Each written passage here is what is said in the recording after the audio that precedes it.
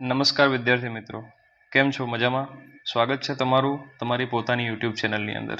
આજે આપણે ધોરણ 9 વિષય ગુજરાતી પાઠ 4 ગોપાળ બાપા એનું સ્વાધ્યાય સોલ્યુશન જોવાના છે. પણ એની પહેલાં દરરોજની જેમ એક મહત્વની સૂચના કે અત્યાર સુધી આપણે તમારા ગુજરાતી વિષયના 3 પાઠનું સ્વાધ્યાય સોલ્યુશન કરી ચૂક્યા છે.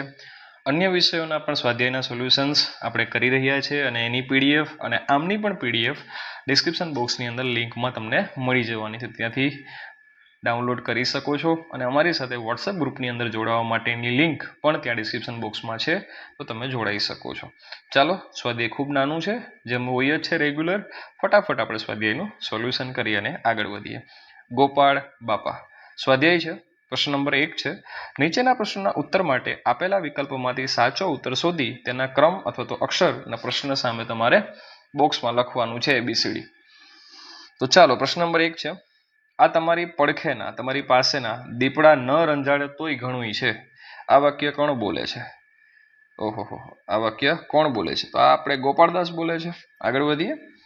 મહારાજા સયાજીરાવમાં કઈ શક્તિ હતી? તો માણસને પારખવાની શક્તિ હતી, અને આપણા બધામાં એ હોવી જોઈએ. હા ભાઈ, નહીં તો છેતરાઈ જઈએ. પ્રશ્ન નંબર 3 છે, તુલસીશ્યામ જવા આવવાના માર્ગે શિવાલય કોણે બંધાવ્યું હતું? તો ગુરુ માંડણ ભગતે. પ્રશ્ન નંબર 4 છે, ગોપાળ બાપા શાનો વેપાર કરવા ઈચ્છતા હતા? હરિનામનો, ઈશ્વરના નામનો, પ્રભુના નામનો. પ્રશ્ન નંબર 2 છે, તમારે કારણ આપવાના છે. ગોપાળ બાપાએ શિવાલયની પૂજા કરવાની શા માટે ના પાડી દીધી? તો ના પાડવાનું કારણ હતું કે તેઓ માનતા હતા કે આપણે સૌ મૂર્તિઓ છીએ, મૂર્તિઓને રહેવાની જગ્યા નથી મળતી, ત્યાં વળી પથ્થરની મૂર્તિઓ ક્યાં પધરાવવી? બરાબર.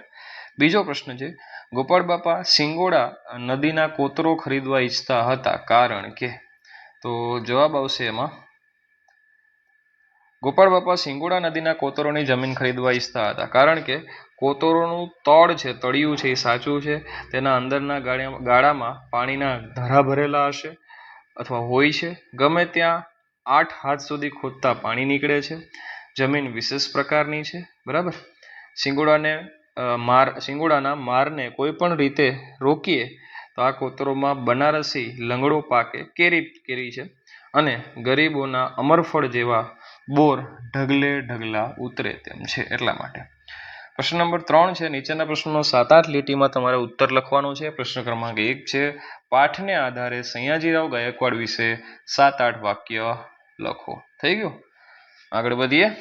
સયાજીરાવ ગાયકવાડ વાહ એવું બોલી ઉઠે છે. અને મોસ્ટ IMP તમારા માટે આ ચેપ્ટરમાં રહેવાનું છે ગોપાળદાસ અથવા તો ગોપાળ બાપાનું પાત્રાલેખન. બરાબર, જે અહીંયા તમારા માટે કરેલું છે. બસ, તો વિદ્યાર્થી મિત્રો, અહીંયા આપણું સ્વાધ્યાય છે એ પૂર્ણ થાય છે. આવા જ અવનવા વિડીયોઝ માટે, સ્વાધ્યાયના સોલ્યુશન્સ માટે અમારી સાથે જોડાયેલા રહો. ચેનલને લાઈક કરો, શેર કરો, સબસ્ક્રાઈબ કરો. ત્યાં સુધી ધ્યાન રાખજો. મળતા રહીએ નવા વિડીયો સુધી. ચાલો, આવજો.